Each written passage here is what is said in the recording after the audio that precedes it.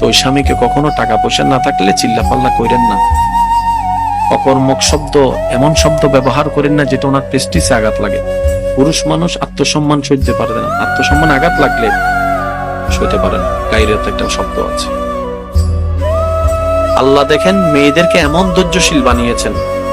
আমাদের মা দাদি নানিরা যদি ধৈর্যশীল না হতো, আশা করি সবাই আমার সাথে একমত হবেন, আমাদের মা দাদি নানিরা যদি ধৈর্যশীল না হতো, আজকে আমাদের দাদার বাড়ি নানার বাড়ি পরিবার বলতে শব্দও থাকতো না।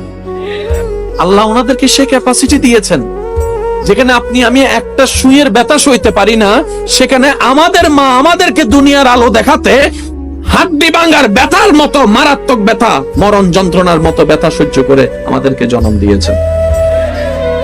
আবার সন্তান কুলে আসার সাথে সাথে সমস্ত ব্যথা বলে মা হাসতে লাগবে। এটা নারীদের দ্বারা সম্ভব, পুরুষের দ্বারা যা সম্ভব নারীরা পারবে না।